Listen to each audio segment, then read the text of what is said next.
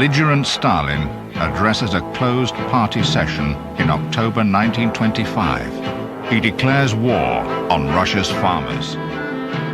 The kulaks are traditional enemies of central authority. He lashes out. Kulaks are the stronghold of counter-revolution. Rise up in arms against the kulaks.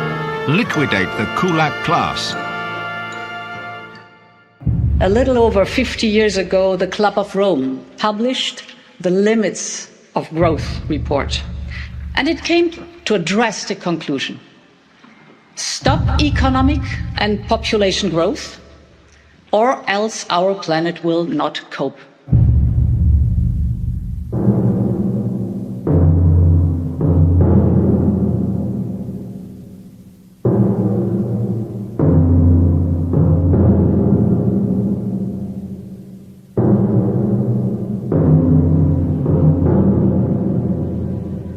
The Netherlands is one of many nations that's been taking measures to reduce its nitrogen pollution, and a number of farms may have to be closed down. In order to restore nature, we have to reduce the number of animals in the Netherlands. It is basically the second largest food exporter in the world, and they're being told that they're going to need to cut their production at a time of global food insecurity to basically follow climate mandates. This seems like complete insanity to me. Part of the Dutch plan is to buy out farms, which are being seen as being pollutant. The minister talking about hugely attractive buyout packages, that's a ridiculous statement. The government should force farmers to stop. It has to happen now, and it will be painful. Farmers have to be told, you will need to quit and we will withdraw your license. We will compensate you, but you have to stop. Lots of questions about their future. So they want some answers from the government. What will happen to us? Environmental groups have said more reductions, more cattle has to disappear. They are using the narrative of nitrogen to get rid of us. But actually we're doing a very important part. We're feeding the Netherlands, we're feeding a big part of Europe.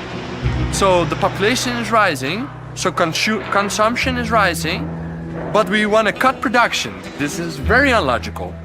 They're taking away the security.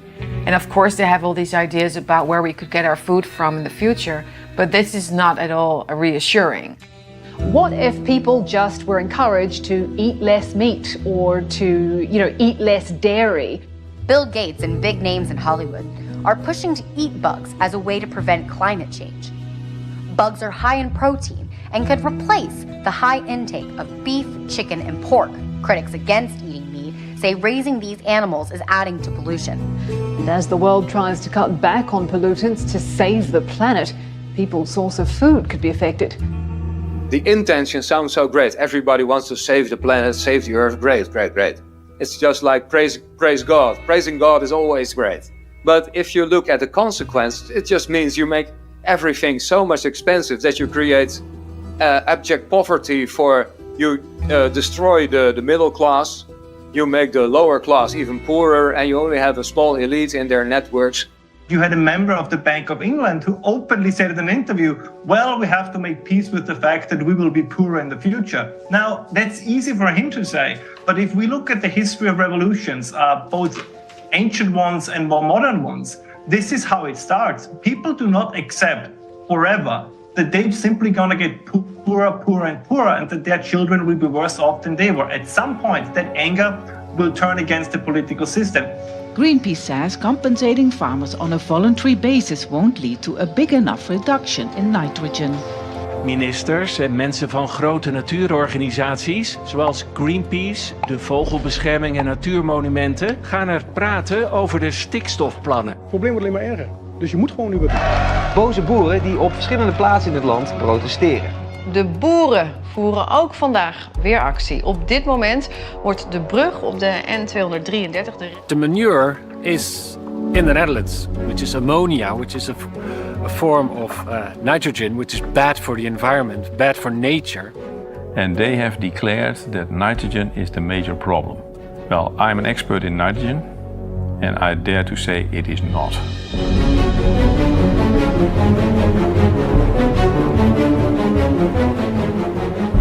We're We're basically going through the new technological revolution, aren't we? And under the guise of climate change. So they're being told, change this and that, make it more environmentally friendly, you're destroying the land. But actually, it's just more corporatism, and it's taking away the national identity, I think, of so many people around the world, especially in this case, the farmers.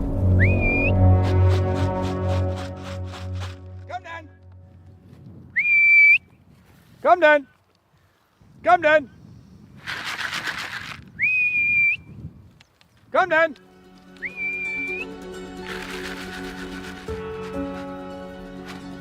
Kom eens hier, kom maar. Kom eens hier, kom maar. Kom eens hier. Kom maar, hey. Hey, kom maar. Kom maar, kom maar. Kom maar, hier met hem hier. Everybody who thinks of Holland, it's windmills, it's clogs, it's milk, it's cheese.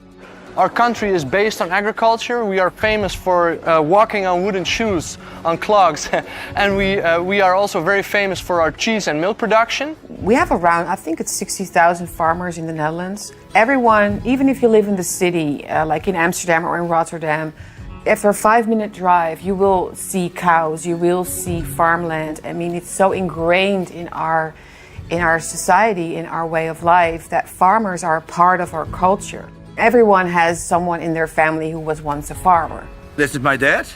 My dad did buy the farm from his father. So his father started in the very early of the last century. After for 30 or 40 years the farm, I did buy the farm from my dad.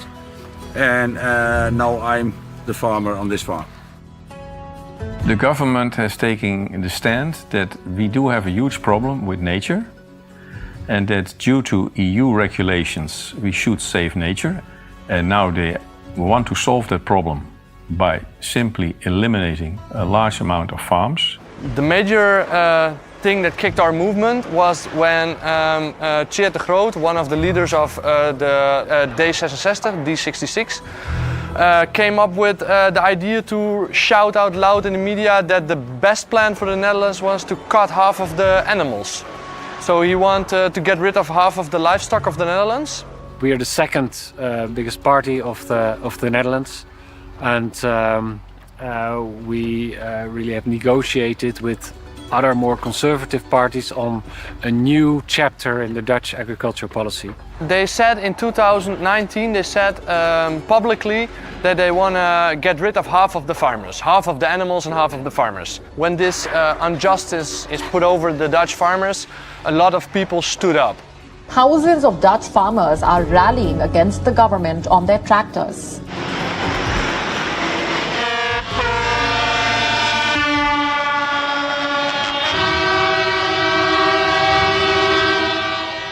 They are publicly talking about cutting down half of the farms in the Netherlands because that would be good for nature. But this is total bullshit.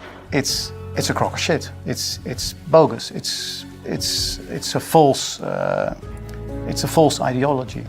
Now the goal is to, in order to restore nature, to cut nitrogen with 50% in 2030, and this is huge for farmers, of course. From 28,000 animal farmers, they want 11,000 farms close, and another 8 to 10,000 farms should reduce their production.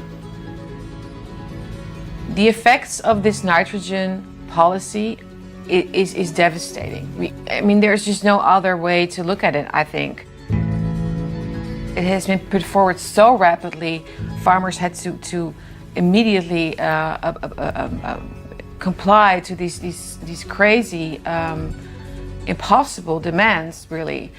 And those demands have resulted in them having to give up their farms.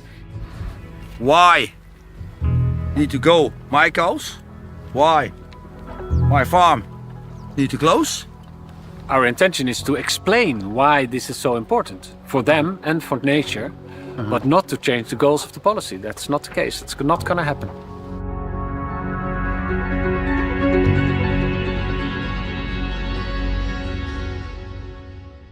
If nitrogen is most of the air we breathe, then how can nitrogen be pollution?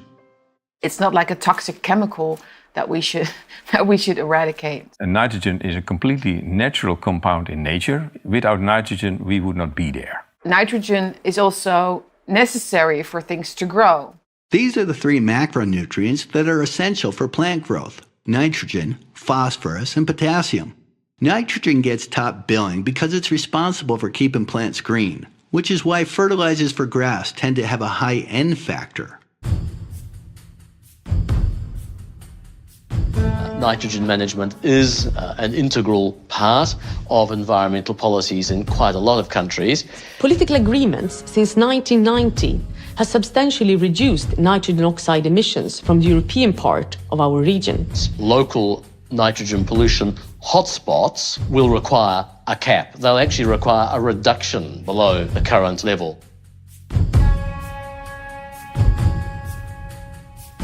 Wat kan stikstof voor schade aanrichten? Wat kan stikstof voor schade aanrichten?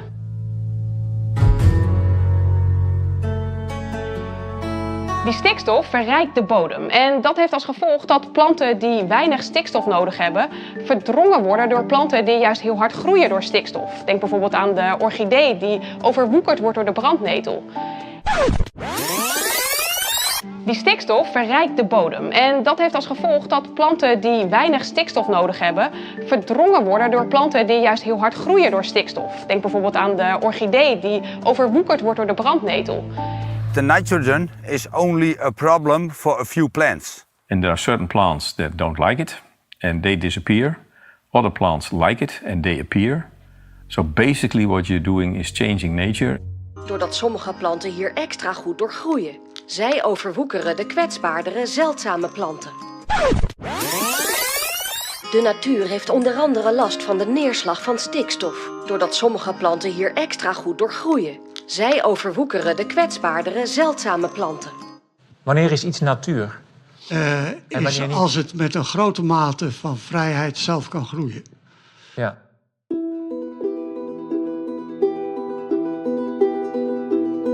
But instead of prolonging these debates, I want today to concentrate on one point. And that is the clear message that a growth model centered on fossil fuels is simply obsolete.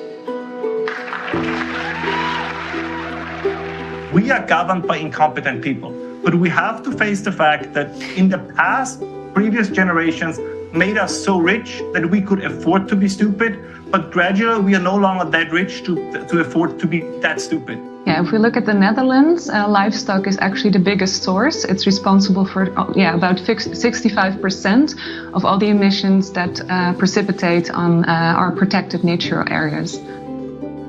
A couple of hundred years ago, we chopped all our trees, and what was left was sand dunes.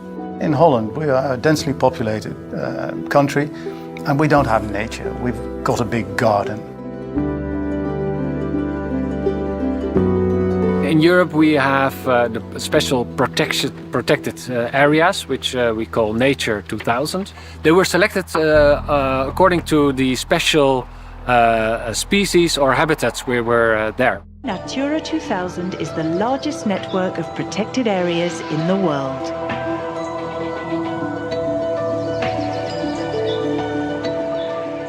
In het pas zijn alle beschermde natuurgebieden, de Natura 2000 gebieden, opgenomen waar organismen leven die last hebben van overbelasting door stikstof. Dat geldt voor 118 van de 160 Natura 2000 gebieden.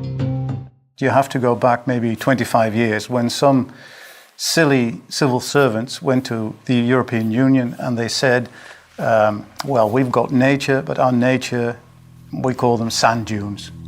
And if you have nitrogen oxide deposits on sand dunes, eventually you will end up with a forest, which I think is not bad, but we promised the EU it will stay sand dunes. So we will maintain it like that.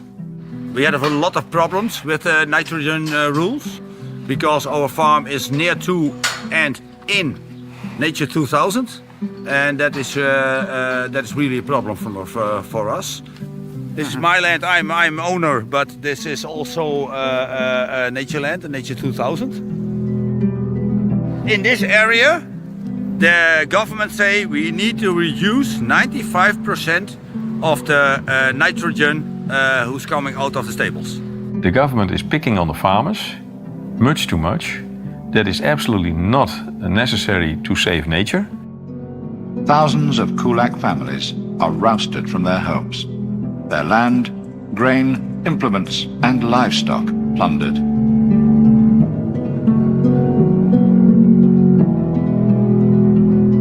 After the war, they start to build up agriculture, they start pushing agriculture to produce more. First it was a good thing because they gave money to grow bigger and better.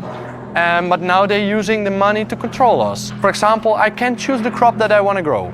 I need to change my crops accordingly to the plan of the government. And they have no clue what they're doing. The 15th of May of every year, the Dutch farmers, they have to give up how many cattle they have, how many fields they have, what they grow in the fields, when they harvest, how they harvest. They have to tell which kind of cows they have. They have to tell how much cows they want to have in the nearby future, how many calves were born, how many of them are male, how many of them are female.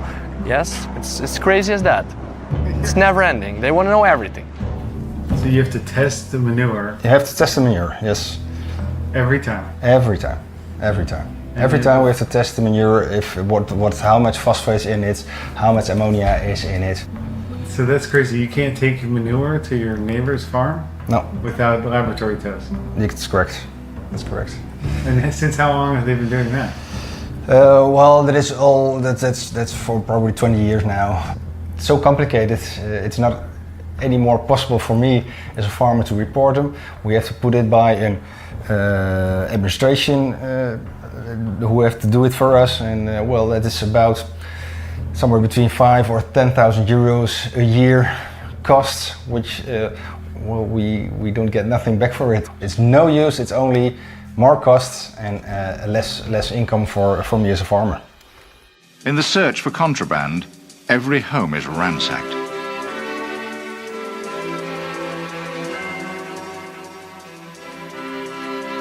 The scavengers miss nothing. Every last kernel is gleaned and carted off. And this is what they're using to provide as a narrative for what they're doing. But actually our Ministry of Nitrogen, yes, we really have a Minister of Nitrogen in the Netherlands. It's funny, but we have. Yeah, we have now recently a Ministry of Nitrogen. You're laughing. This is the first time in history that we actually have a Minister of Nitrogen. But she doesn't have a clue about nitrogen. She doesn't have any education on nitrogen. She's not a chemist. She just has a mission that we should have 50% nitrogen reduction. Why? She doesn't know. I asked her in the house, and she doesn't have a clue, which is funny in itself if it wasn't for the fact that people's lives depend on it, farmers' lives depend on it. The role of the Rabobank is really weird because the Rabobank was the farmers' bank. They used to support and finance the farmers. This bank apologized for loaning money to farmers. So a bank raised by farmers to loan money to farmers put excuses for loaning money to farmers. So that's ridiculous. But a lot of farmers are getting letters now from the Rabobank from sorry, if these are the plans the government is going to implement, then your land is worth absolutely zilch. It's a scary collaboration between the government and the banks and other entities. I'm Ripke Zelmaker. I am a science journalist who investigated on this government scheme of buying up farmland in the name of nature protection for like 10 or 15 years. And so I discovered which interests are behind this whole scheme. I used to be a real greenie, a conservationist, but I turned more into a supporter of the fishermen and the farmers because I saw what interests are now also behind so-called conservation. I studied the role of the NGOs, especially here in Holland. Who are these NGOs? If you move in closer, you see that who's their largest funder? The government. So actually, It's not NGOs like non-governmental organizations, but they are governmental extensions.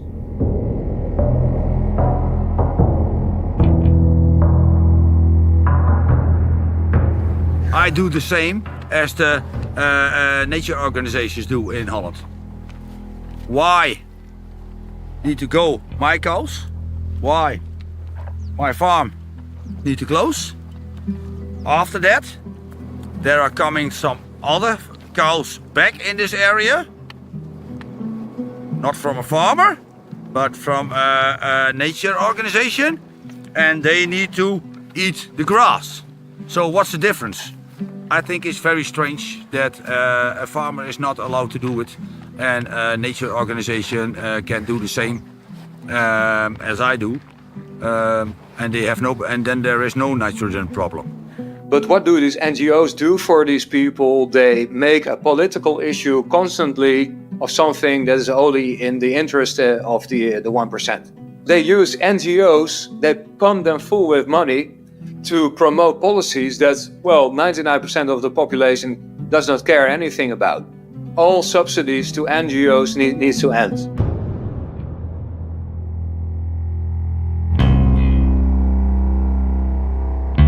There's this notion of the government that they want to convert another 150,000 hectares of farmland.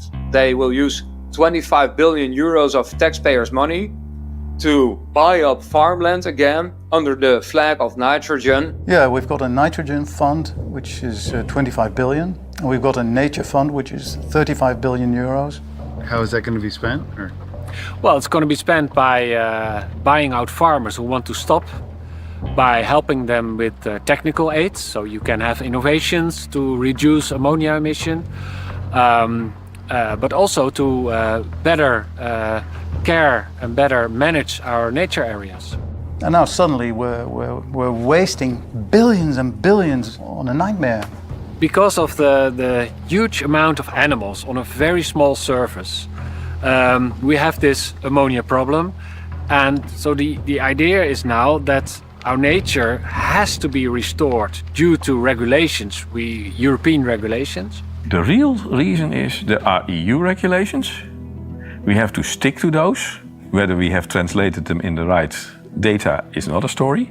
But there are regulations. If we don't do that, we get fines from the EU and we have big problems. Because we made this holy promise to the EU, we now are in the situation where we actually have to hunt down our farmers. Government has to do what the government has to do sometimes, which is painful. But there is also 25 billion euro for a small country as the Netherlands to help farmers to get a better life, to help nature. Factory workers, 25,000 of them, are enlisted as enforcers. They're given a pistol and a crash course in the forcible collectivization of farms. Stalin's mouthpiece, Lazar Kaganovich, exhorts these so-called 25,000ers, setting their goal at 100% collectivization. They had a law that stated that 49% of the nitrogen emissions should be reduced by farmers, but our parliament hasn't even decided on this yet, but they actually increased that number up to 75%. This law isn't even democratic. Nobody in the last elections voted for this. It's been clear for a couple of years that the government wants to reduce nitrogen emissions, and especially wants farmers to step in reducing it, and not industry. If you have the building activity, you're also producing nitrogen. There you see 2 pipes. Those 2 pipes are from brick fabrics. We need the brick fabric because we want to build some houses. When you need to reduce nitrogen, and you say we need to reduce nitrogen a lot, you must look where can we reduce nitrogen. When you build a new house, you need bricks. The purpose of the measures that are, the legislation they are trying to push on us now is they are using the narrative to cut down emissions, but actually they want our soils, they want our land. Lots of people love eating beef, but it also has the biggest environmental impact of nearly any food we eat. I don't know if you've ever seen a cow up close, but they're massive. It takes a lot of cow food to make that much cow. And a lot of land to make all that cow food. More than a quarter of all land on Earth is devoted to feeding those cows. Nobody knows how to get rid of No one knows how to get cows to stop farting. Exactly. Cows burp and fart. A lot. And it's impacting climate change. It's what we have to do, which is zero. If it was a 50% reduction, then you could ignore, okay, leave the cows alone. We're trying to avoid the temperature continuing to go up. You do need to go to zero. Otherwise, you're continuing to have temperature increase.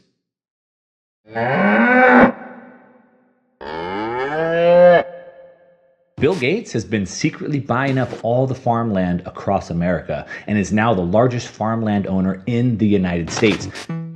In 2020, Bill Gates made headlines for becoming the largest private farmland owner in the US. The farmers are targeted, and why are the farmers targeted? Because they have land. They need to build houses, they need to build factories, they have to build highways, and that they need therefore the farmers' lands, and they want to get it as cheap as possible. We need 1 million houses. To solve this problem, the state needs land, and what is easier than to kick out our farmers?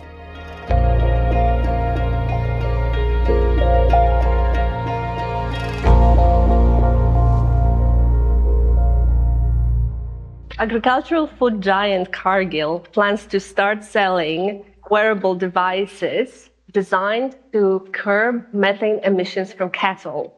De koeien die dragen een deel bij aan de uitstoot, maar hoe kunnen we dat reduceren?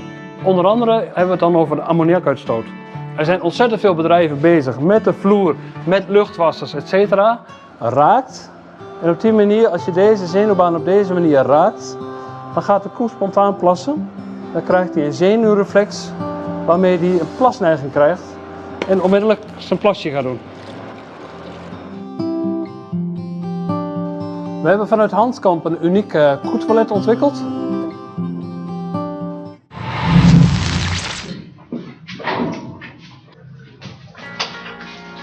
I mean, we have a problem and we have to solve it. There are a lot of solutions for reduce nitrogen. If we change the food for the cows and the chickens, for example, and also for the pigs, but it's a little bit different story, then we can easily bring down the amount of ammonia that they are producing back with 30, maybe even 40%. So what we need is innovative farming and not immediately saying we can't do it. Yes, we can. Some of the farmers have even said, okay, if nitrogen is the problem, if nature is the problem, then I will get rid of my cattle, but you will not get my land. And the state has said, no, that's not the point. We want your land. Farmers are in their way and they want to get rid of us, but we won't let them. They are really suffering. They're really feeling like they have absolutely no other option anymore. I believe 6 farmers have actually hanged themselves because of this new policy. What I'm hoping to see is that more Dutch civilians, also from the cities, will join in on their actions and protests, so they don't need to do it by themselves. Every day you read in a newspaper that some media is trying to say, mainly the governmental media, is trying to say that we are losing the support of the people. And I think if you go into the center of Amsterdam and you see the people that only read the propaganda that is produced by the government, yeah, then they have nothing to do with farmers, because they buy their food in the shop and that's it. So they have no binding with farms. But if you ask the rest of the Netherlands that living in rural areas, they support farmers very much. You can see that with all the flags upside down. It's a distress call. We turn the Dutch flag upside down, and if you drive through the Netherlands, you can see it everywhere. They wanted to show their distress, so it's like a symbol of distress. And they put them up on lantern posts, they put them outside of their door. I think this is about the people showing each other that they have to connect and stay together in order to fight this tyranny. What is the significance of the upside down flag, sir? It's a flag which indicates that there is an emergency situation. It's from the ship, the vessel sector. It's from the maritime sector. That's a better word. Oh, you're supposed to do that if the vessel's in distress? Yeah.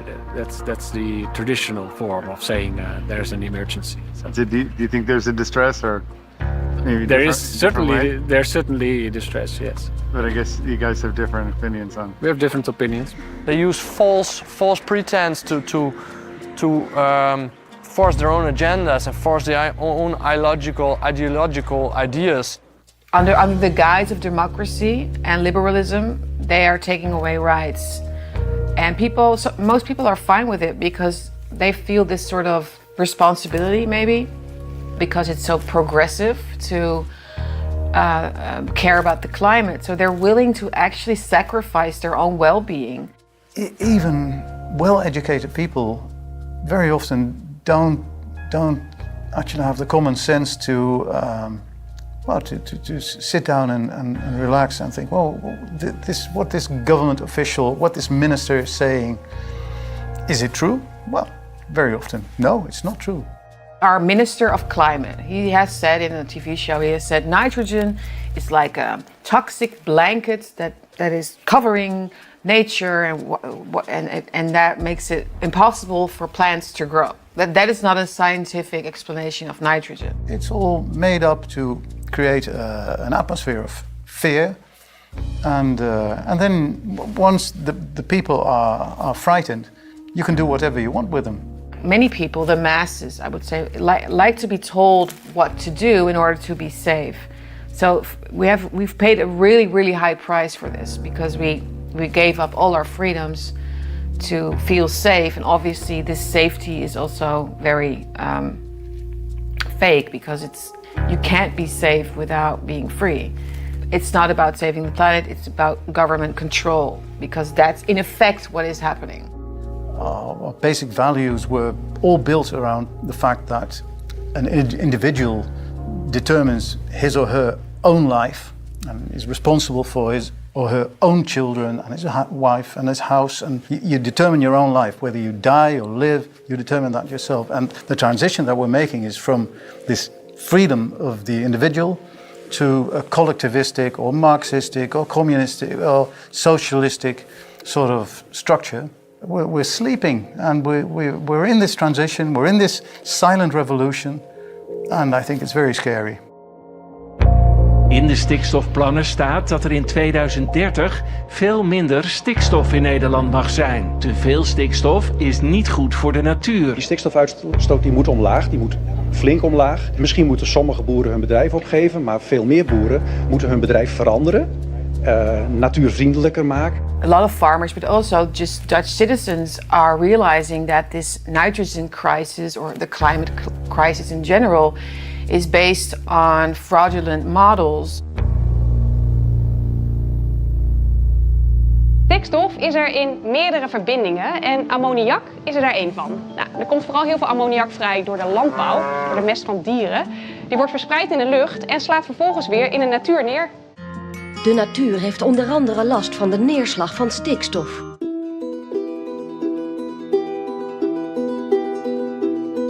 The people who really know something about it, the professors in this field, they said, let's scrap the model. The model should be out of the window as fast as possible. So this is my office. I've done a lot of work on the North Sea, over there. I've worked on the Antarctic, and there you see me with the king and queen, although they were prince and princess at that time. So, and there you see me with the former queen, getting a Medal of Honor for arts and science. And what is your specialty? I'm a marine ecologist. So marine ecologist, so studying the system as a whole, and my main thing is humans and the sea.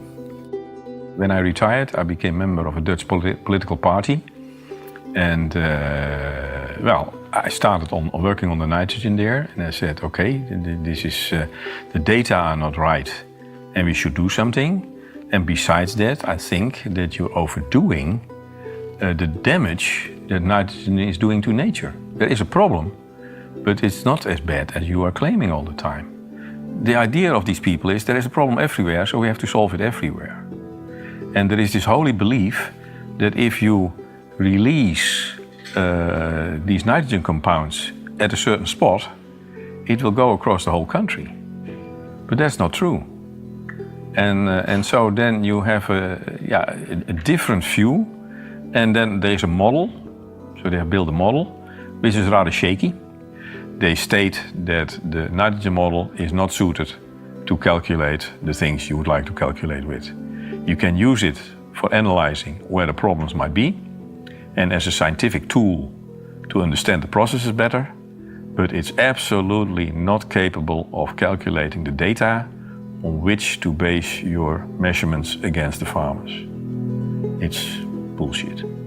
A few other people, beside myself, have written a chapter in here that this model is not suited for the calculations they are doing. And that the data, even in some spots, have a variation of 95%. And then you use those data to tell a farmer that he has to disappear. And that's something where I think this is not the way to approach this. If the outcome of a model coincides with what I see there out in the field, that's coincidence, because the next year it will be completely different. Why do we even use the models then? Because it gives us the knowledge on the different ways the system can develop. So basically what it can show us is how do processes work. These models are very well suited to test theories. If you put crap in, you get crap out. Yeah, that's something that we have said. There are already big question marks. And the major issue is that the government is believing the data that come out of the model and is using those data to make the policy, including getting rid of the farmers. We are actually discussing, waving goodbye to our farmers. I think this is a really, really sad and worrisome time. I mean, these are hardworking people. They're paying taxes. They've worked their land for sometimes 10, 15 generations. And now everything seems to have changed. The farmers are bad. They're producing waste. They're killing our nature. They're treating their animals badly. And suddenly they have to disappear. 20 years ago, you would not have dreamt that this would have happened. We were proud of our farmers. The Dutch farmers were the best in the world, and they still are. I believe it's very important that people like journalists look into all sides of the story. And not all of the Dutch journalists tell the right story or tell the total story. They just cherry picking, and because they are cherry picking one part of the story, the people in Holland do get a wrong image of what is going on. It's absolutely insane that we would actually sacrifice the knowledge of our Dutch farmers. They are one of the best in the whole world. When governments are going to buy out farmers from their fields, from their where they live, they're never going to come back, and therefore they're making a big mistake. And I will think that in maybe 10 years or so, a politician will say, what happened in 2022? Why are all farmers gone? And nature hasn't changed. We get rid of this if we only have our famous good quality cows on pictures. We will break down the backbone of our country, and eventually everybody will get hungry and go bankrupt. We also want to change the economy so that farmers can earn a better income with less animals. Meat is much too cheap. The policy would raise the price of meat and milk? And probably.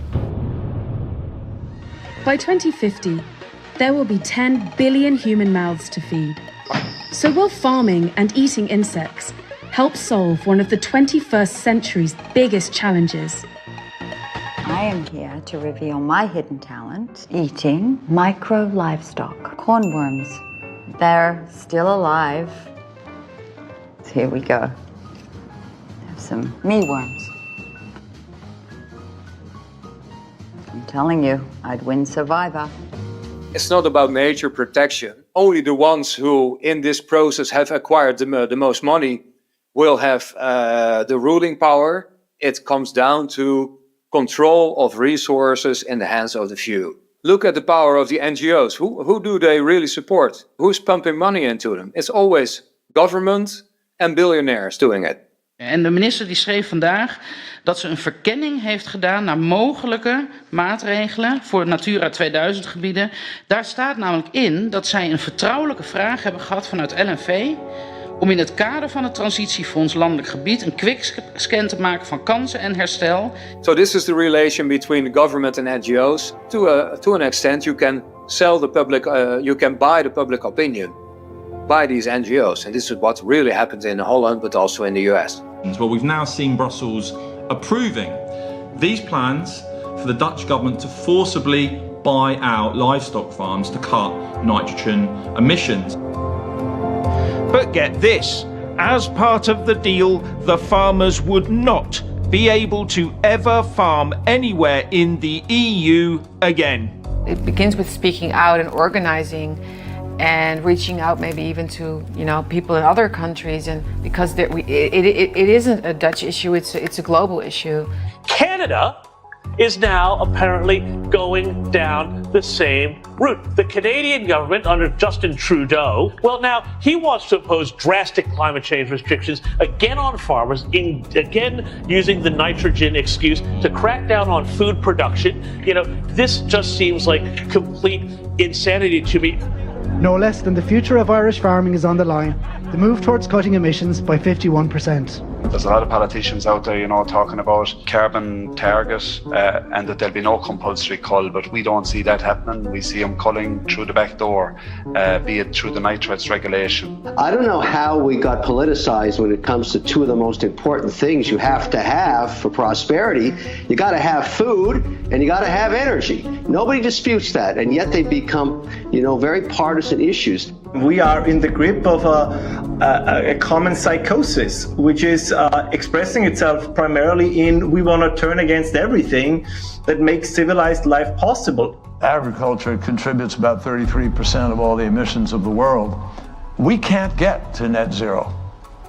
We don't get this job done unless agriculture is front and center as part of the solution. There is a dire warning tonight about a greenhouse gas called nitrous oxide. It has hundreds of times more warming power in the atmosphere than carbon dioxide. It comes from the nitrogen in agricultural fertilizer, which is used around the world to increase crop yields. UN experts concluded the world needs to cut the amount of nitrogen emissions in half to avoid disastrous consequences. It's all about fear. It's about making people fear for the future so that they would agree with policies that if they are sober, they would never agree with. In the Western world, we are increasingly at war with everything that makes modern life possible, right? It's farmers in the Netherlands, it's cows in Ireland, it's mining in Great Britain, it's nuclear power in Germany. This is part of a bigger picture where kind of under the guise of the climate movement and the green movement, pretty much everything that makes modern life possible is under attack. But instead of trying to fight back as a unified front, kind of we are split up in kind of these smaller battle groups that never unify to take on the broader ideological issue that I believe would have significant appeal all over the West if we could find a way to frame it in exactly this kind of way. We will protect our farmers to every extent, and we will do it on every level, on a European scale, on a worldwide scale. I will protect farming, I will protect our free living, because I want to give my children the same free life that I had. And if we let this happen to our Dutch farmers, the next thing will happen to the civilians. They will take their houses. They will decide about where you can live, how you can live, and how you should live your life. And this is very dangerous. And I don't want a country like that, and I don't want a world like that. So I fight for this.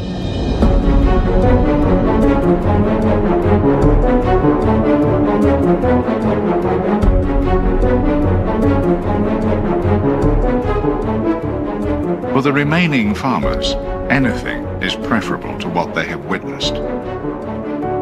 Many volunteer for the collectives, surrendering cattle and implements, home and land to the state. Stalin himself conceives the scheme of subsidizing elective startup costs with the worldly goods of new members.